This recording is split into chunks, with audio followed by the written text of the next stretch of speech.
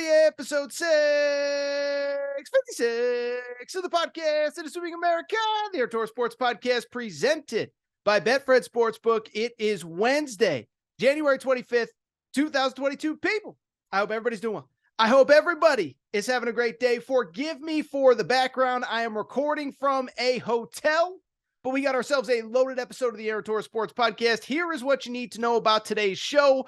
One football topic to lead the show. Have you noticed what's going on at Alabama? They lost their defensive coordinator last week. They lost their offensive coordinator this week. It sounds like a terrible situation. This is actually the best case scenario for Alabama. I explain. And then from there, we get to a busy week in college hoops. Monday, Duke and Kansas both lose. I tell you who you should be. You should be a little bit worried about both, but there is one you definitely need to be worried about more. What's wrong with each and how does it get fixed? And then finally, we're going to wrap. How about them Kentucky Wildcats' fourth straight win on Tuesday night at Vanderbilt? They smack them. And I think Kentucky has finally turned a corner. Also, Kentucky fans, I will make you a promise by the end of today's show. With that said, though, let's get to the topic of the day. And the topic of the day, I will tell you, it's late January. It does feel like college football is starting to slow down. Transfer portal is closed. Most of the best players have found landing spots. National championship has been decided. Bowl games on and on and on and on and on. I know there's a player or two left to commit in the 2023 class, but it feels like for the most part, we're kind of past college football and into college basketball. But there is one piece of news that continues to kind of keep the college football news cycle going. It came Tuesday morning, and here is what you need to know. Bill O'Brien, Alabama's offensive coordinator, took the offensive coordinator coaching job with the New England Patriots. And so, if you're the Alabama Crimson Tide, this is what I'm doing. If you're watching on YouTube, you see me kind of just looking around. I'm trying to figure out. Alabama's got the best coach of all time, the number one recruiting class, all the facilities in the world, but they're missing two very important things. They're missing their offensive coordinator. They're missing a defensive coordinator. It is January 25th, and they have zero coordinators right now in Tuscaloosa. And so it's really interesting, right? Because I do think that in the past, I think everybody would have kind of freaked out and tried to figure out what's going on. I should mention, by the way, in addition to Bill O'Brien taking the New England Patriots offensive coordinator job, Pete Golding, the defensive coordinator, left last week for the same job at Ole Miss. And so, like I said, I think there'd be kind of this belief, even if it was 2, 3, 5, 10 years ago, like what's wrong in Alabama? What's going on? Why did both coordinators leave? I am here to tell you right now, today, this second, that this was by design. This is what Nick Saban wanted. And I believe this is not only the best thing for Alabama football, I'm going to take it a step further. I think this shows me that Nick Saban has the edge back that is needed to get Alabama back to the top of college football. Not saying it's going to happen. It's not going to be easy with the way Georgia's rolling right now. The Big Ten is going to be good next year with Michigan, Ohio State, Penn State. LSU's coming up. Texas A&M is at least interesting, always plays Alabama tough. So I'm not here to say Alabama solved everything by firing both, or not firing, but getting rid of both coordinators. But what I am here to tell you, this is by design, and this is a good thing for Alabama. And so it's interesting because I think if you don't follow Alabama football on a day-to-day basis, you'd probably sit there and say, well, Torres, what do you mean this is good? How can it be good that both of these guys are leaving? Again, it's by design. And again, I think it goes back to this past season. At most schools, 11-2, Sugar Bowl appearance, that's good enough. Think about it in 2 years from now. 11-2 easily gets you into the college football playoff. And I think at all but maybe 3 or 4 schools, that is a successful season. 11-2, get to the playoff, lose in round 1, whatever. That ain't the standard at Alabama, not where Nick Saban has won 6 national championships. And even this time last year was coming off a title game appearance where they lost to Georgia. And so why these two moves specifically are important is that if you look at Alabama this season specifically, you couldn't place the 11-2, losing to LSU, losing to Tennessee, and almost getting beat by Texas, Texas A&M, Ole Miss. You can't place it on one thing. If you go back to this season, it was really both sides of the ball that struggled. Offensively, the offense was way too reliant on Bryce Young. And as the season went on, it was Bryce Young this, it was Bryce Young that, a little bit of Jahmyr Gibbs. But what did you start to hear about Alabama? You started to hear, well, the wide receivers just aren't good enough. The O-line just isn't good enough. And what I kept saying during the season is, I said, Nick Saban is the greatest coach of all time. He's also the greatest talent evaluator of all time. So you mean to tell me, over the last 3 years, the greatest coach and the greatest talent evaluator of all time missed on every single wide receiver he recruited, except for Jamison Williams, who he got out of the portal last year. And every single offensive lineman that he's recruited over the last 3 years, sorry, I don't buy it. Something was happening when those kids got to campus. Something was happening when those kids got in that facility, and it wasn't good enough, and it wasn't to the standard of Alabama. Defensively, it was kind of the same thing. Don't go and look at the season-long stats, because Alabama was great against Utah State and Vanderbilt and whoever. Some of the teams that they played that were kind of on the lower level of things. But look at who Alabama was in their big games. Look at the fact that Tennessee jumped up 28-3 before Alabama even knew what happened. Look at the fact that Quinn Ewers was moving the ball up and down the field before Alabama even knew what happened. And if Quinn Ewers doesn't get hurt in that game, I think most of us think Texas wins. Arkansas was moving the ball early in their game. Texas A&M was in a position to win that game. Now, that wasn't really the defense, so maybe it's not fair to talk about Texas A&M. But I bring it up because that was the situation with Alabama, is that on defense, they looked completely lost. There were 2 or 3 games where they came in completely unprepared, and that's on top of the offense that in the 2 years that Bill O'Brien was in charge, they really couldn't get any production out of wide receiver except for one guy. The offensive line was in shambles, never established a run game. That is who Alabama football has been the last 2 years. By the way, it speaks to the fact that it's pretty incredible that they still went 11-2 this year, and their 2 losses were on the final play of the game. But what this says to me is that Nick Saban looked himself in the mirror this offseason and said, you know what? I don't really care about 11-2. I don't really care about almost good enough. My standard is the best team in college football hoisting that trophy at the end of the year, and we don't have that right now. And so what I love about this is Nick Saban saying, this is not good enough. We need to be better, and we are going to start from scratch. And so the one thing about Nick Saban, I don't think he gets enough credit for. We talk about the X's and O's, the wins, the losses, the recruiting classes. What we don't talk about is his ability to evaluate coaches. Lane Kiffin saved his career. Steve Sarkisian saved his career. People forget. Brian Dable, that guy with the New York Giants that everybody was praising up until this weekend against the Philadelphia Eagles, he coached at Alabama for a year under Nick Saban. Defensively, Kirby Smart, Jeremy Pruitt, who we're going to get to in a minute, on and on. And so what I love about these 2 moves from Nick Saban, he kind of forced him out. He didn't have to fire him. It doesn't have to look bad. Now he can go get the guys that he wants. In terms of who's next, I'll just be blunt. I made some phone calls over the last couple of days knowing that Pete Golding was out as the defensive coordinator and that Bill O'Brien was going to be. I don't think there's an obvious answer. If Nick Saban knows who he wants, he's hiding it really well. Couple names for the offensive coordinator job. Jeff Lebby, who actually worked for Lane Kiffin last year at Ole Miss, 2 years ago at Ole Miss. He was at Oklahoma this past year. That would not surprise me at all. Kind of comes from that Art Briles coaching tree, a lot of passing, a lot of this, a lot of that. But he's been at Oklahoma the last year. I think it would make sense for him to get out right now. Oklahoma feels like a sinking ship, especially as they go in the SEC. I also saw some Joe Brady, who was the offensive coordinator, or he was the passing game coordinator for LSU during their title run. He says he doesn't want to come back to college football.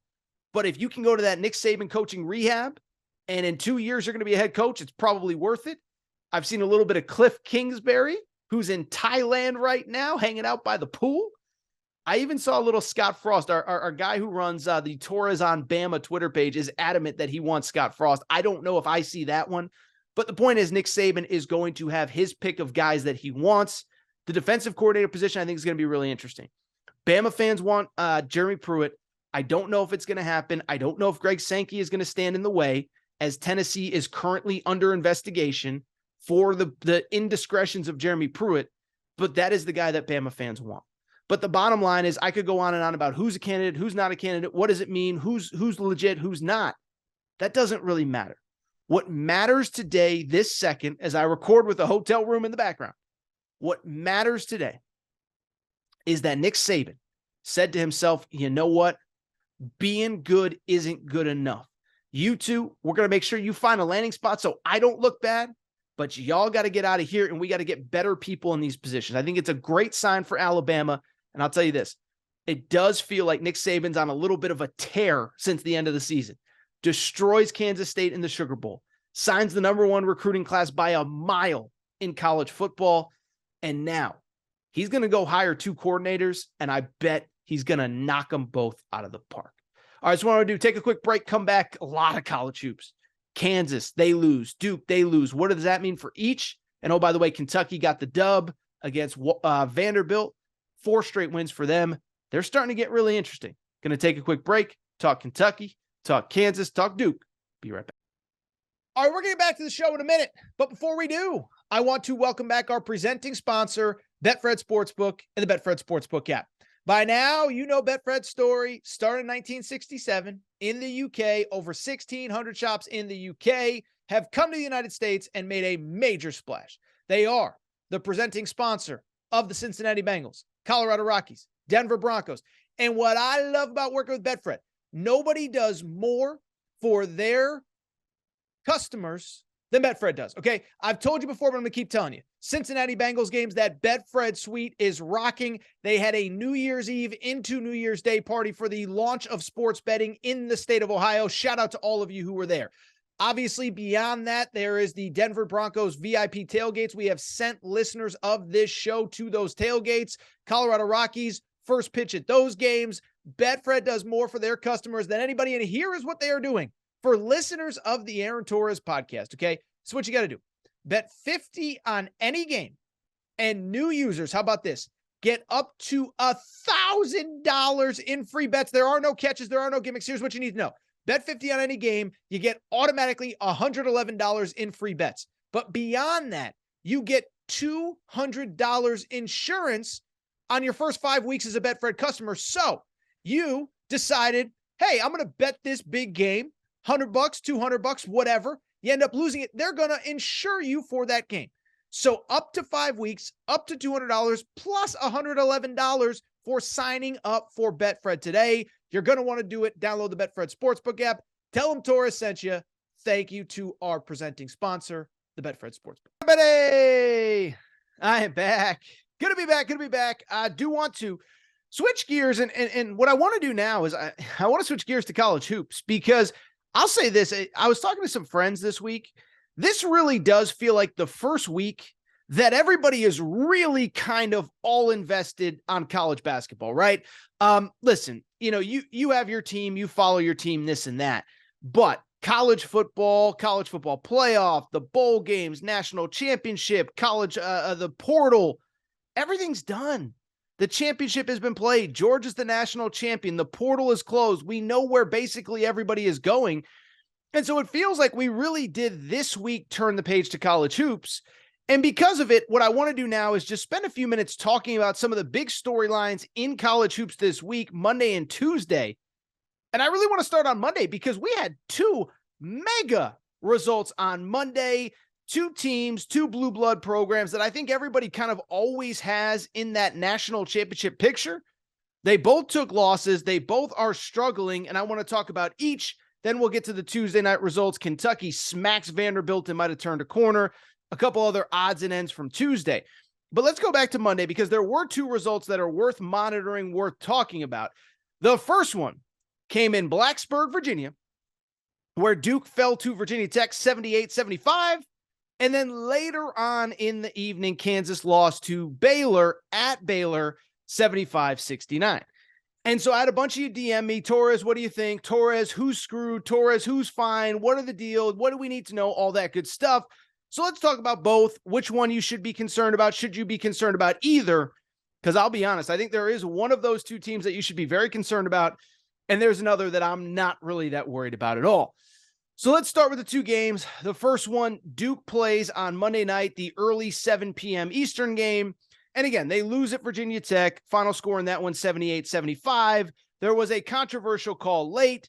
Listen, was it the reason they lost the game? I don't know. But what I would say is, I think on paper, and by the way, I don't think it's why they lost the game. They had chances late. They didn't take advantage, all that good stuff. But why I bring it up is because I think there's a few people that probably, if you're not really following college hoops 365, you'd sit there and say, well, Torres, I mean, come on. I mean, Virginia Tech, that's a tough place to play. Blacksburg, weird arena. Other teams have lost before. Duke actually historically has struggled in Blacksburg. And what I would say is you're absolutely right. There's just one problem. This specific Virginia Tech team in this specific season has not been great. They were great in the out-of-conference, dealt with some injuries since ACC play started. Here is here is Virginia Tech's resume in ACC play. Entering Monday night, Virginia Tech was 1-7 in ACC play. They were on a 7-game losing streak. The last win they had in ACC play, now admittedly, it was against North Carolina at home. So how about this? They swept North Carolina and Duke at home. Just one problem. They have lost 7 straight ACC games since then. 1-7 in ACC play. 2 of those losses are at home. And so you can't just sit here and say, well, Virginia Tech's just good at home. No, they've been really bad for a month now. And Duke loses on the road to Virginia Tech. And when I look at Duke in the big picture and the small picture, listen, this isn't going to be anti-Duke, Duke stinks, screw Duke. Like, that's not what this is about, okay? They're going to make the NCAA tournament. They have some nice wins. They beat Xavier on a neutral court. Xavier looks really good right now as they get set to play UConn tonight. They beat Ohio State at home. They have a nice neutral court win over Iowa. So this isn't like a Duke's not going to make the tournament. Let me go all hot take Torres on you. Like, that's not what this is about. But what I will say is a couple things stand out about Duke. First off, it is the end of January, and I still don't really know who Duke is, what they are, and what they do well. Now, part of it is injuries. I will say that. Dariq Whitehead, their star freshman, out early, comes back, hasn't been 100%, gets hurt in that Virginia Tech game. As I record here on Tuesday night, we don't know a ton about his status. Derek Lively was out early. The starting point guard, Jeremy Roach, was also out. But at the same time, you know who else has dealt with injuries? Arkansas, Kentucky. How about Alabama? Alabama's been without their best perimeter defender, Amari Burnett, for weeks now. That he just came back on Saturday against Missouri. So I don't want to hear about injuries. Nobody cares. You're Duke. And a couple things stand out about Duke. One, I don't know who they are. Like, I don't know what they do and what they do well. One thing about a really well-coached team, and sometimes it takes time. This is not to say that Duke will never figure it out, but you kind of know who they are and what they're about and how they play. Purdue, they play through their center, Zach Edey. Kentucky now is starting to play through that trio of guards, Cason Wallace, CJ Frederick, Antonio Reeves. We're going to discuss them coming up. Kansas plays through Jalen Wilson, their star wing. We're going to talk about Kansas in a minute. Baylor is all about their 3 guards, Adam Flagler, LJ Cryer, and Keontae George. I could go on and on and on. I don't know who Duke is or what they are or what they want to do. And that, to me, is an obvious problem, right? Beyond that, and I think this is where, if I'm a Duke fan, I'm not checked out of the Jon Scheyer era by any stretch of the imagination. Listen, I'm guilty of all this stuff, right? I react in real time to what is going on. A year ago, I was the guy saying, I don't know if Hubert Davis is the right guy. So to be clear, this is not a fire Jon Scheyer. He's not the answer. That's not what this is about. But what I will say is this, is that Duke, for the last 7-8 years, they have basically said, you know what, we're going to recruit the best of the best high school players, and we're going to make it work in 1-year increments under Coach K. Zion Williamson, Jason Tatum, Kyrie Irving, Jahlil Okafor, Tyus Jones, Justice Winslow, on and on and on and on and on. Well, here's the thing about this specific Duke team in the first year post-Coach K. They have 5 5-star freshmen on the roster. First one, Kyle Filipowski, I would say he has exceeded expectations, leading the team in points and rebounds, 15 points, a little under 10 rebounds per game. He's playing really well. Tyrese Proctor, a guard from Australia, late signee, was the part of the 2023 class, reclassifies. I'd say he's playing pretty well. He's fine. I don't think anybody expected him to be a star. Here's where the problem is. I would argue that of their 5 5-stars, 3 of them are not playing up to their capabilities right now. One, Dariq Whitehead. He was the best player in this class, according to some recruiting services. Now, again, he's dealt with injuries. And again, he did deal with an injury on Monday night at Virginia Tech. I hope that he is okay. Don't want him to be hurt. Never wish ill will upon anybody. But he is a guy that, whether he's dealing with injuries or whatever, he has not been the guy that he was sold to be. This season, and he was just starting to come into his own, which is a shame, he's averaging 8.5 points, 2 rebounds, and 1.5 assists per game. That doesn't sound like the number 1 high school player in America. Let's keep it going. Mark Mitchell, top 10 prospect. Everybody loves him. He's a lefty wing. He's going to be good. College player, built for college. 9.5 points per game. And then how about this? Derek Lively, a player who in some recruiting services was the number 1 high school player in America last year. And I will tell you, I remember being at the Pangos All-American camp in the summer of 2021. That was the year that Jalen Duren was there. Derek Lively was a teammate of Jalen Duren's in AAU. This was before Jalen Duren reclassified. I talked to multiple NBA people because they are allowed at the Pangos All-American camp. They said they thought Jalen Duren was not as good of a prospect as Derek Lively, his teammate. Well, Derek Lively in 18 games in Duke this year is currently averaging 4 points, 3.5 rebounds per game. That is not going to get it done. And so when I look at Duke, if I'm Duke, I'm worried in the short term and the long term for this reason. In the short term, I don't know who they are. I'll just be blunt. I think they need to play through Kyle Filipowski. I don't think they want to, because that takes away from what all of those other guys do. And we all know how recruiting works. When you recruit a bunch of really high-level guys, I'm not saying Jon Scheyer made any promises, but you kind of lay out a vision for them. And I don't think any of the vision included Kyle Filipowski, everything going through him. So I think they should play through Kyle Filipowski. I don't think they will. And here's the problem. If 3 of your 5 stars are underachieving, if 3 of your 5 stars, if that could hurt their draft stock, guess what? That's going to be bad news when you go back on the recruiting trail.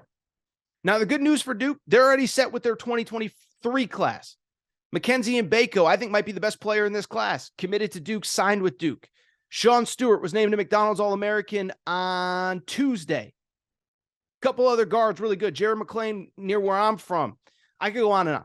Really good class for 2023. But as Jon Scheyer and his staff get set to go back on the road in 2024, I think they're going to have to answer some tough questions. And this is what I said, by the way. Listen, I get a lot of stuff wrong. Where Aaron was right, where Aaron was wrong. I get a lot of stuff wrong. But one thing I said with Jon Scheyer, I said, you're not really going to know what kind of recruiter he is until the 2024 class. Because the 2022 class currently playing at Duke was recruited when Mike Krzyzewski was still there. The 2023 class was recruited before Jon Scheyer ever played a game. 2024 is where you're going to find out how Jon Scheyer is as a coach. Those kids that are currently juniors in high school right now, they're getting to watch Jon Scheyer as a head coach. Now, I still think it's going to be another cycle or two because all these kids grew up watching Zion, watching Jason Tatum, watching Kyrie Irving play college basketball, and they all associate college basketball with Duke. But I'm just telling you, if I was a Duke fan, I'd be a little bit worried because if you don't think all of these schools are going to use this on the recruiting trail of, you can go to Duke, but what has Jon Scheyer done? We know what Coach K has done, but what has Jon Scheyer done? We know Coach Cal can develop NBA players. We know Eric Musselman can develop NBA players. In a short time, Nate Oates has proven an ability to develop NBA players.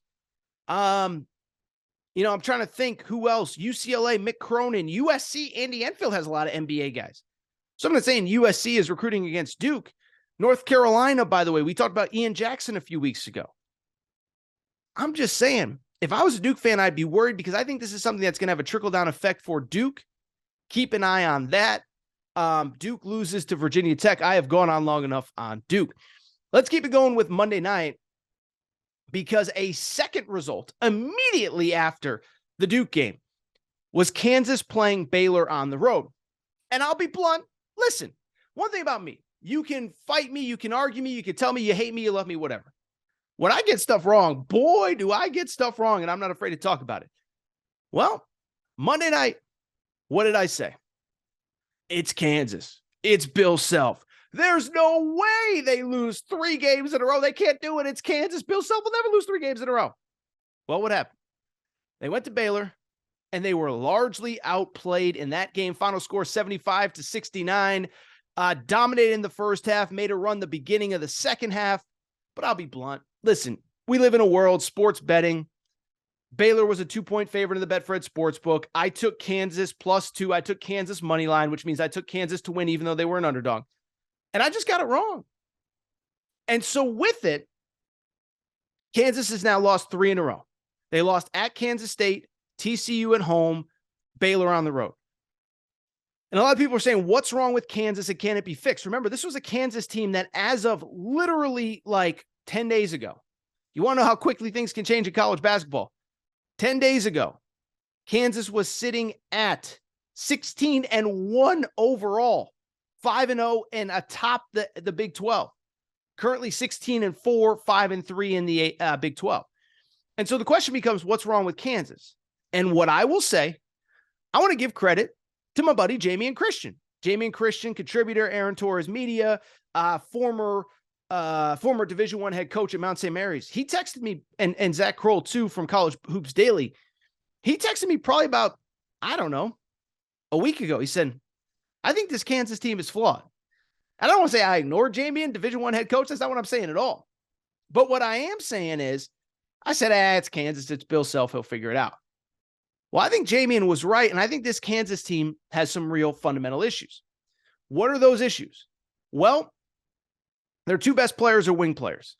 Jalen Wilson is an All-American. We dropped our All-American list on Aaron Torres Media, AaronTorresOnline.com, for those of you who want to see our All-American first, second, third team.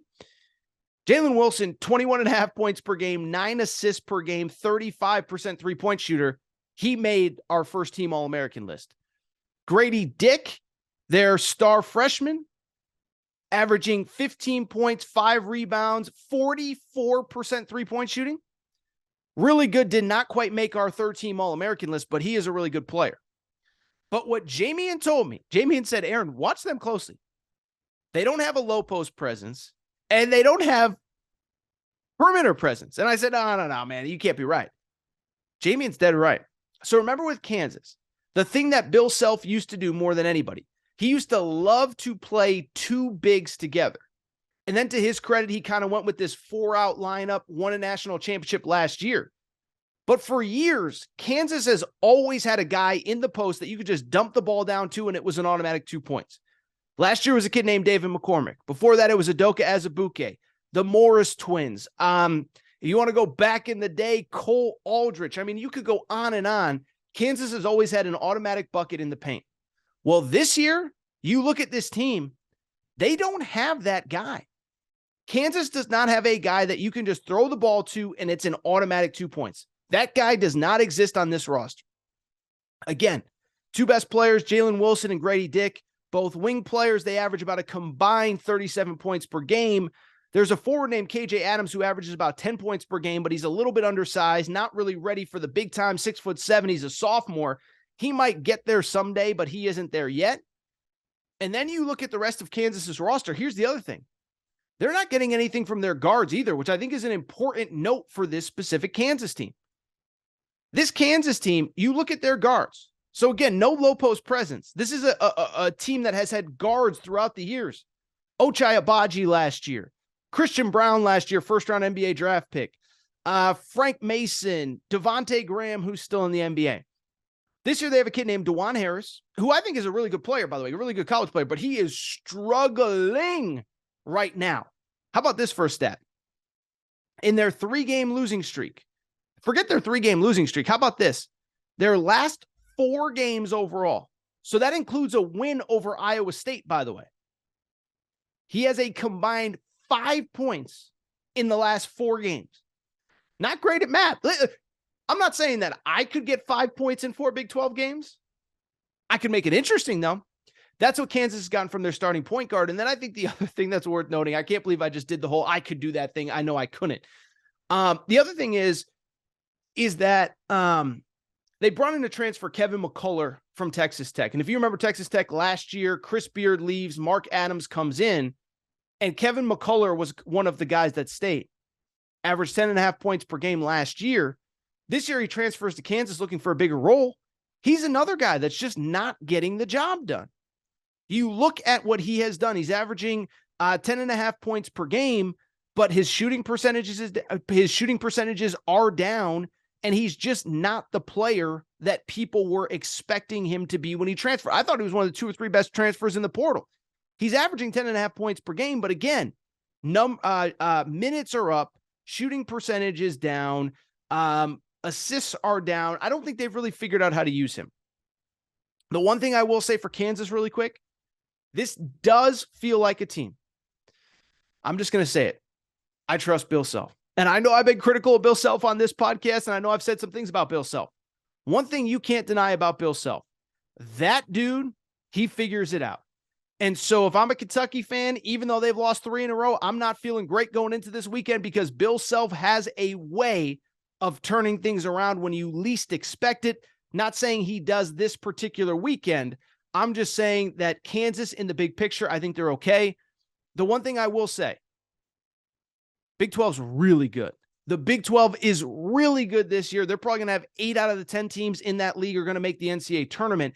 So the one thing about the Big 12, you never really get right. You can never just go on a 5-game winning streak in the Big 12, but I do trust Kansas because I trust Bill Self. Finally, let's get to some Tuesday results. How about that? We just did like 25 minutes on 2 games from Monday. I do want to talk Tuesday, though. And you know what the big result from Tuesday was. Well, there's a couple big results. One, Iowa State beats Kansas State. Big 12, as I said, is fascinating because you look at that score and Iowa State, Iowa State is really well coached. TJ Otzelberger, I think, is maybe the most underrated coach in college basketball. 3-way tie atop the Big 12 standings does not include Kansas, by the way. Kansas State, Texas, Iowa State sitting at 6-2 apiece. How about TCU? TCU smacked Kansas on Saturday, and then they smacked Oklahoma on Tuesday night.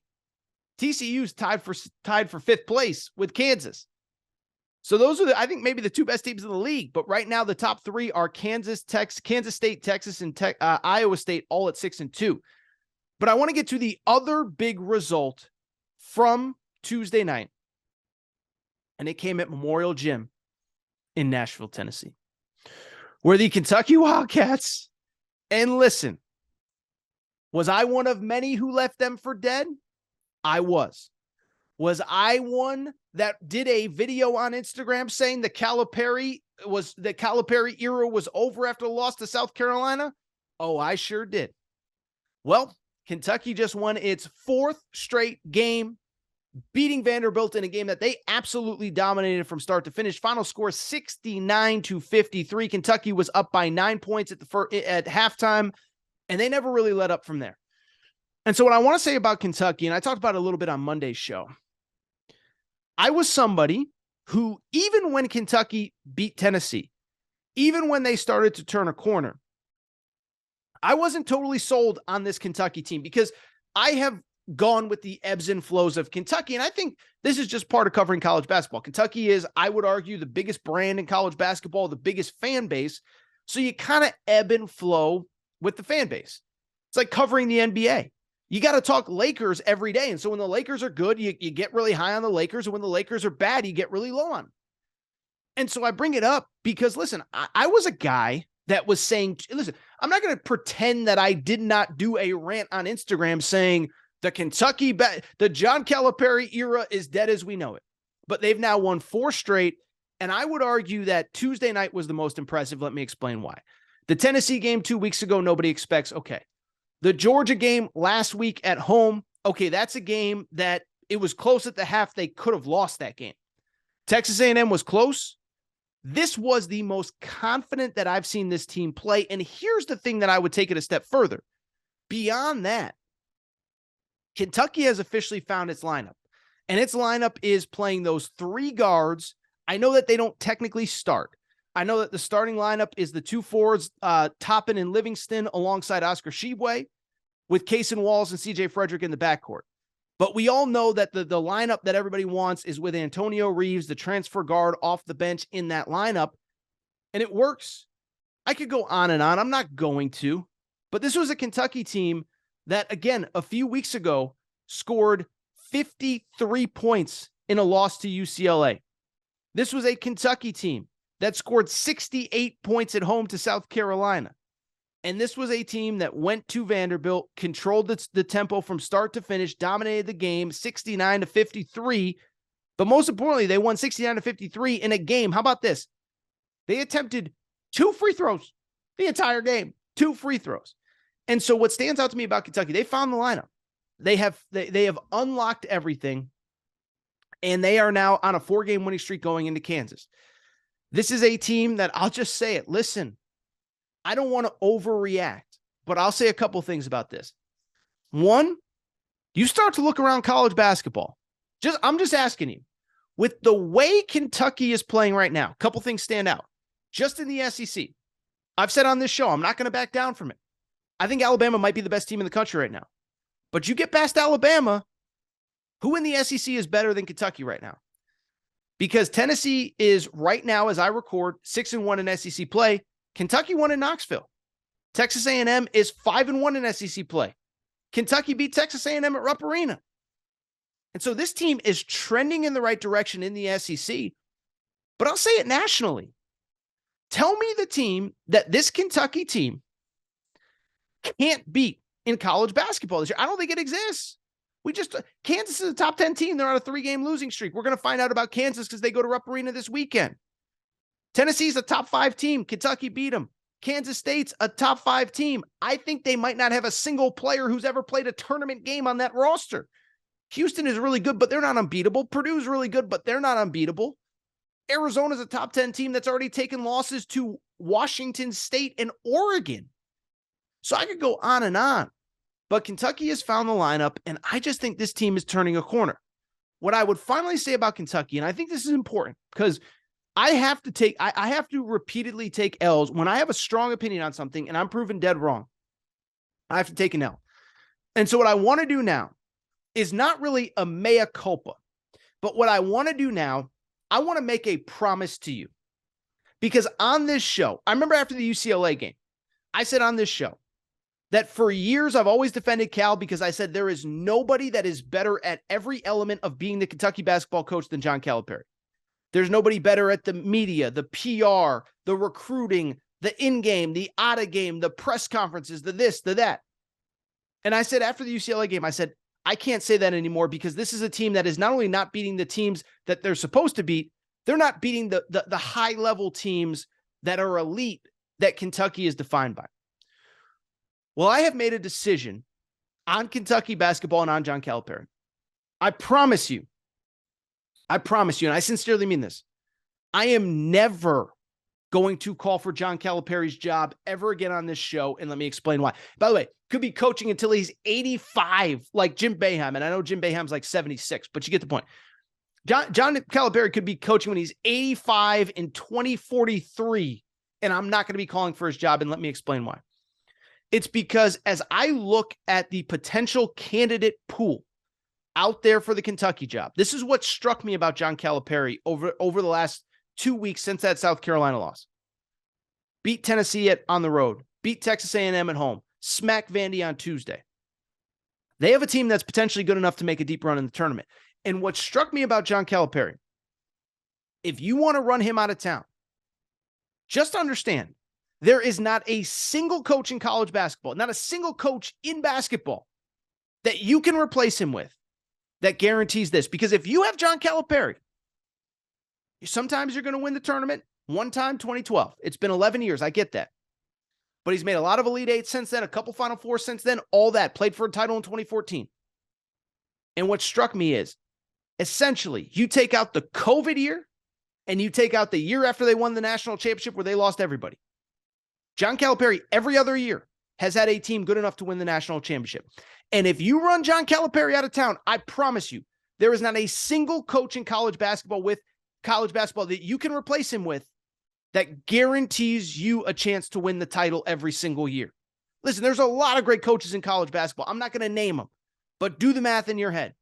If you could somehow get Billy Donovan out of the NBA, Billy Donovan doesn't guarantee you a chance to win the national championship every year. Scott Drew doesn't guarantee you a chance to win the national championship every year. Kentucky fans, you know who your candidates are. They've had ebbs and flows, peaks and valleys. Jon Calipari for 13 years, if this season keeps going on the way that we think it's going to go on, is going to have a team that's good enough to win it this year. Don't know if it's going to happen. Probably won't, because only one team can win it all. But then next year, you're going to have a team good enough to win it as well. So that's my final thought on Jon Calipari and Coach Kentucky and Jon Calipari. I have been guilty of getting caught up in the moment and saying he's not the guy. I'm never going to do that again, because there is no coach in college basketball that guarantees you a chance to compete every single year the way that he does. All right, I think that's it for this episode of the Aaron Torres Sports Podcast. How about that for a show? Just spitting nothing but facts from a hotel room. That's all I do all day, every day. What a week. College hoops is ramping up, and we are fired up. If you're not subscribed, tell you what, now is a heck of a time to start. Make sure you're subscribed. Apple, Spotify, Amazon Podcasts, Google Podcasts, wherever you subscribe, make sure you subscribe to the Aaron Torres Sports Podcast. Also, make sure to rate and review the show. Go ahead, give us a quick 5 stars. Let us know what you like, what you don't like, all that good stuff. Make sure you're following on social media at Aaron_Torres on Twitter, at Aaron Torres Pod on Instagram. By the way, I said it to lead the show. The Aaron Torres Pod YouTube page, 20K subscribers. Thank you guys and girls for your support. And if you're not subscribed there, please make sure to do so. That is all for today's show. It is time for me to get out of here. Thank you guys and girls for doing what you do. Shout out to Torque. Shout out to Rachel, who hates my voice. Shout out to JJ Redick, you F-head. Unblock me, bro. I'll be back on Friday. New episode, Aaron Torres Pod.